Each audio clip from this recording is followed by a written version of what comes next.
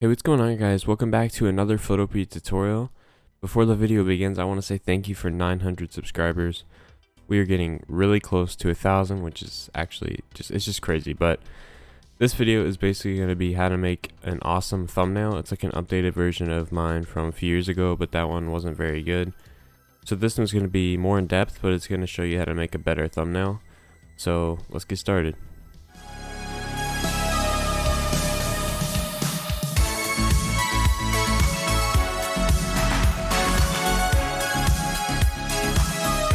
Okay, so before we start, go down in the description below. It'll link you to a GFX pack, which is what I'm going to be using for this video.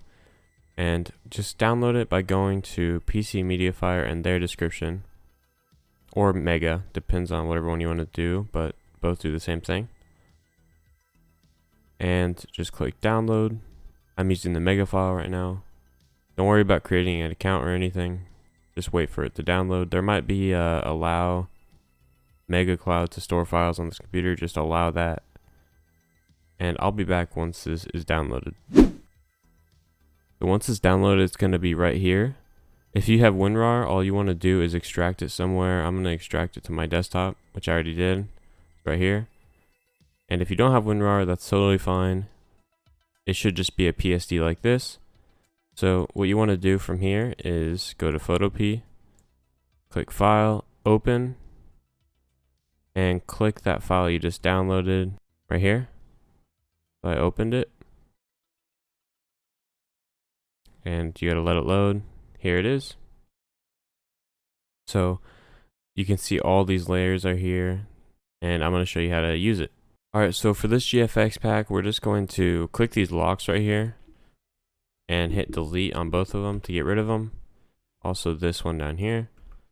So we have a blank canvas, and go up to image, canvas size, and make sure that is 1280 by 720. It should be, but some GFX packs are bigger than that. That's a thumbnail size. So now we have all these layers. If you click the drop down arrow and click the eyes, you can see what they look like. Make sure they're both selected. There's a ton of cool options, and now we're going to come up with what kind of thumbnail we're going to make. So I'm going to make a Minecraft thumbnail, for example, but all you want to do now, I'm just going to search up some Minecraft stuff for the background, and I'll be back in a sec. Okay, so I looked up Minecraft background. You just want to find one you like, or for whatever game. I'm going to use this one. I'm going to copy the image by right clicking on it, going back to Photopea, Control V, make sure to allow Photopea to do that. And if you want to adjust the size, go up to edit and free transform. Make sure to hold shift while you do that. So about here is good. And now we need to add some text. So I'm going to click on the text tool over here. Left click anywhere on your project. And I'm going to turn the size up to about 150. Now I'm going to type Minecraft. Make sure to move it to the center, till that little red line pops up. That's when it's in the center. And then I'm going to type in thumbnail. So it's nice to have multiple sets of words, like 2, and you'll see why in a second. So now find a font you like up here, and I'm going to find one that I like, and I'll be right back. So I'm going to go with Candle or whatever this is, because it's kind of blocky. So go with whatever one you want, or if you want to copy it, that works too. And what we're going to do with the text is we're going to select it, go up to warp. For the style, choose arc and adjust it however much you want. I'm going to go about 22% bend and leave the rest the same. Hit that check mark, and I'm going to do the same for this one as well. But instead, I'm going to make it go the other way, like this. Hit OK. Hit the check mark. And now I'm going to find like a Steve or some kind of Minecraft character to put in the center. So I will be right back. So I looked up Minecraft Steve PNG, and I found one I liked. It has this little watermark thing, but I'll show you how to get rid of that. So copy it, bring it back, Control V. And in order to remove this, just go to your lasso tool, draw a circle around it. Oop, not like that. Circle around it and hit delete. Easy as that. So now we have just the Steve, and I'm going to edit. Make sure to select the layer. Edit, free transform, and shrink them a little bit to about this much. Now I'm going to put him behind the thumbnail layer, but in front of the Minecraft layer, so it's like this. So his head's going over this, but it's behind this. So now what we're going to do is we're going to start editing the text. So double click on Minecraft or whatever your text is. We're going to start with the gradient overlay. And this is preference, so do it however you'd like, but I'm going to do mostly white with like some gray or black. And I'm going to add an inner glow that's white. Like this. Sorry if this is a little fast, but this is kind of an advanced tutorial or intermediate, I don't really know. So you should be able to know what I'm doing. Change the blend mode to normal, opacity to 100, and spread and size you can adjust until it looks nice, like this. And I'm going to add a drop shadow. So click on the drop shadow layer. Turn the opacity to 100 and the spread to max. Adjust the size and the distance so it looks kind of 3D like this. And you could choose whatever color you'd like. I think I'm going to go with like a green. Make sure the blend mode's on normal though. I want it to be a little bit smaller, maybe a darker green like this. So now we're done with that part. So hit OK. Now right click on that same layer you just edited and convert it to a smart object. So now we can edit all over again. But this time we're going to add a stroke. And we're going to turn it white. Hit OK. Turn the size up to where it's like an outline. Like that. And now we're going to do the same for thumbnails. So gradient for thumbnail. It should save your settings. Inner glow. Drop shadow. OK, right click on it, convert to smart object,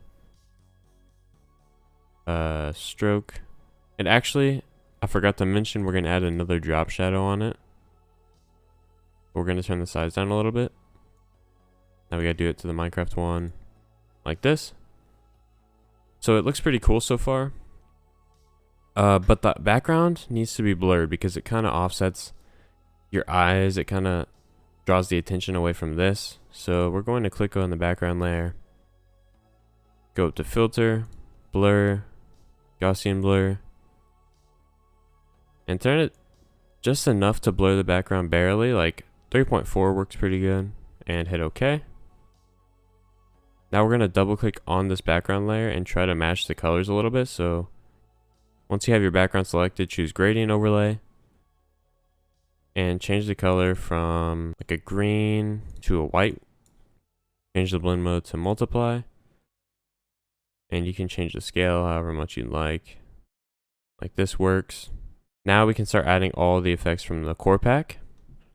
So illumination is a good one because it adds like more lighting. As you can see here, it adds different kind of lighting effects. But there's no green ones, so that's kind of an issue. But blue might work a little bit. So click on the blue one.